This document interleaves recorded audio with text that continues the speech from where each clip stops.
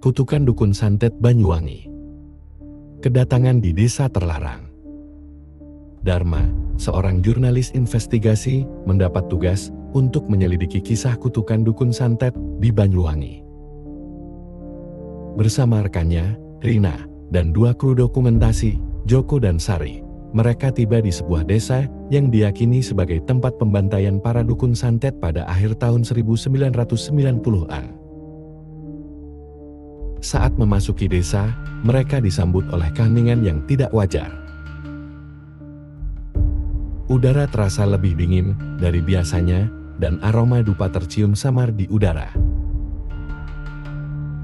Angin bertiup pelan, membawa bisikan yang terdengar seperti suara tangisan.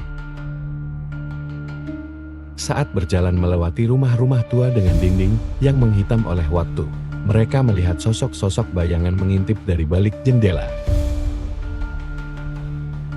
Penduduk desa menolak berbicara, hanya memberikan tatapan kosong penuh ketakutan. Salah satu dari mereka, seorang wanita tua berkerudung lusuh, berbisik lirih. "Kalian seharusnya tidak datang." Sebelum mereka sempat bertanya lebih lanjut, wanita itu menghilang ke dalam gelapnya lorong rumahnya.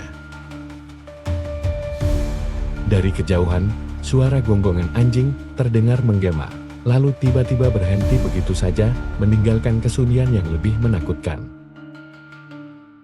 Saat malam mulai turun, mereka tiba di sebuah penginapan tua yang tampak tidak terawat. Resepsionisnya, seorang pria paruh baya dengan wajah pucat dan mata cekut, memberikan kunci kamar tanpa sepatah kata pun. "Jangan keluar setelah tengah malam," bisiknya sebelum pergi, meninggalkan mereka dengan perasaan tidak nyaman. Ketika malam semakin larut, suara-suara aneh mulai terdengar dari luar kamar mereka, ketukan pelan di pintu, langkah kaki menyeret di lorong. Dan sesekali suara tertawa kecil yang menghilang begitu saja. Joko, yang penasaran, mengintip melalui celah pintu dan seketika wajahnya memucat.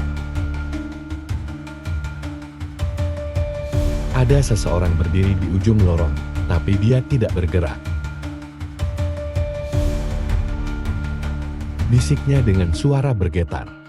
Sari mendekati Joko dan mengintip dari bahunya. "Mungkin tamu lain?" gumamnya pelan, namun saat ia melihat lebih dekat, tubuhnya langsung merinding. Sosok itu tinggi, terlalu tinggi untuk manusia biasa. Dengan leher yang tampak lebih panjang dari seharusnya, kepalanya miring ke satu sisi, seakan tulangnya telah patah. Tanpa peringatan, lampu lorong berkedip beberapa kali sebelum mati sepenuhnya, hanya kegelapan yang tersisa. Lalu, suara napas berat terdengar tepat di depan pintu mereka. Diikuti dengan suara kuku yang mencakar kayu perlahan, seperti sesuatu sedang mencoba masuk. Dharma menahan napas, tangannya meraih gagang pintu dengan gemetar. Sebuah suara berbisik dari celah bawah pintu. Suara serak yang terdengar seperti berasal dari dua mulut yang berbicara bersamaan. "Kalian tidak seharusnya ada di sini." Tiba-tiba, ketukan keras menggema di pintu, diikuti dengan suara tertawa yang mengerikan. Joko mundur dengan wajah ketakutan, sementara Sari mulai menangis pelan. Bayangan bergerak di bawah celah pintu, seolah-olah ada sesuatu yang merangkak di luar. Tiba-tiba, pintu bergetar hebat, seolah seseorang atau sesuatu sedang mencoba mendobraknya masuk. Mereka semua menahan napas, menunggu sosok itu bergerak. Namun, saat Joko mengedipkan mata, sosok itu sudah berada lebih dekat. Setiap kali mereka berkedip, sosok itu semakin mendekat. Hingga akhirnya suara napasnya terdengar tepat di depan pintu kamar mereka. Peringatan orang tua misterius. Saat menginap di rumah seorang warga tua bernama Mbah Karto,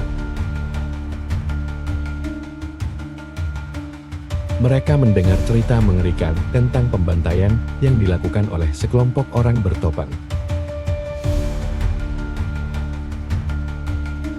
Mbah Karto memperingatkan agar mereka segera pergi sebelum malam tiba. Mereka akan datang. Arwah yang tak tenang itu masih berkeliaran. Katanya dengan suara gemetar.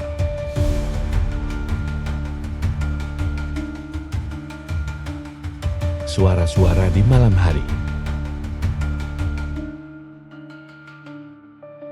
Malam pertama, Dharma dan Rina mulai merasakan keanehan. Terdengar suara langkah kaki di sekitar rumah, namun saat mereka melihat keluar, tidak ada siapapun. Sesekali terdengar bisikan samar dari kegelapan, menyebut nama mereka dengan suara serak dan berbisik. Pergilah sebelum terlambat. Arwah yang mencari keadilan. Malam kedua, Dharma menemukan buku tua berisi daftar nama-nama korban pembantaian, beserta simbol-simbol aneh. Rina tiba-tiba kerasukan, berbicara dengan suara yang bukan miliknya. Kami tak bersalah. Darah telah tertumpah. Balas dendam akan datang.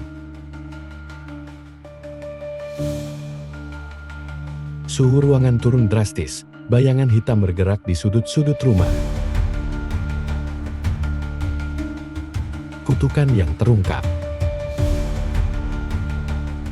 Keesokan harinya, mereka bertemu dengan seorang wanita tua yang mengatakan bahwa arwah para dukun santet tidak bisa pergi karena mereka mati dalam ketidakadilan.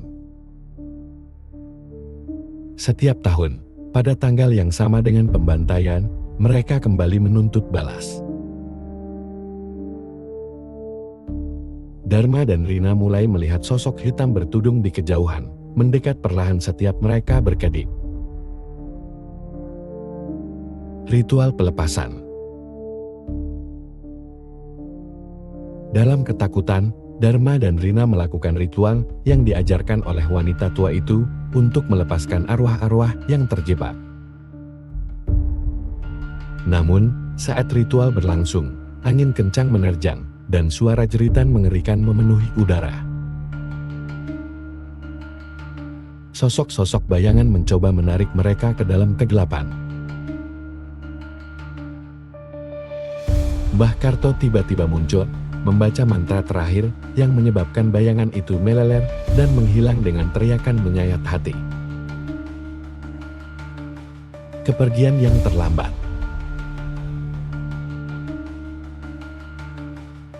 Saat fajar menyingsing, Dharma dan Rina memutuskan untuk meninggalkan desa itu. Namun, saat mereka berkendara keluar dari desa, kaca spion mereka menangkap sosok-sosok hitam berdiri di sepanjang jalan, mengawasi mereka dengan mata kosong. Dharma menginjak gas secepat mungkin. Tapi di akhir jalan, sosok seorang wanita berdarah-darah berdiri di tengah jalan, menatap mereka dan berbisik. Kalian terlambat. Kutukan telah dimulai. akhir yang tak pasti.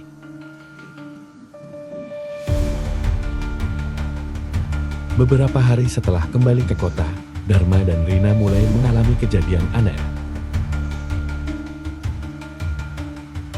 Cermin retak tanpa sebab, suara-suara bisikan terdengar di malam hari.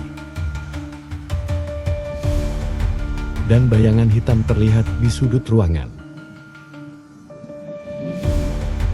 Saat Dharma menyalakan kamera yang ia gunakan di desa. Rekaman terakhir menunjukkan sesuatu yang tidak mereka sadari, sebelumnya sosok-sosok bayangan telah mengikuti mereka sejak awal. Malam itu, Dharma terbangun oleh suara berbisik di telinganya. Saat ia membuka matanya, wajah penuh luka seorang wanita menyeringai di hadapannya. Lampu padam. Jeritan memenuhi malam.